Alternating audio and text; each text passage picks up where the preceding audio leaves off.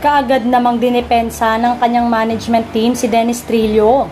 Ayon kina Jan Enriquez at Katrina Aguila ng Aguila Entertainment, nahack ang TikTok account ng aktor. Hindi raw si Dennis ang nag-post ng komentong yon. Sabi ni Jan, nagtitaping ngayon si Dennis ng pulang araw at limitado ang panahon nitong makahawak ng telepono.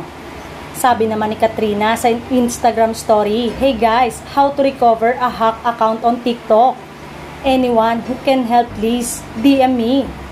Trending ang ABS-CBN sa X dahil sa iba't ibang hot topic sa social media. Kabilang na ang umano'y sarkastikong tanong ni Dennis kung may ABS pa ba. Agad ding nabura ang nabanggit na komento pati na ang iba pang sumunod niyang komento. Subalit, na-screenshot na ito ng mga netizen at inulan na ng batikos lalo na ang solid kapamilya fans at viewers. Kung bibisitahin naman, ang nabanggit na post ay naka-turn off na ang comment section. May mga hindi naman naniniwala na nahack ang account ng aktor dahil nakapag-off agad ng comment section nito.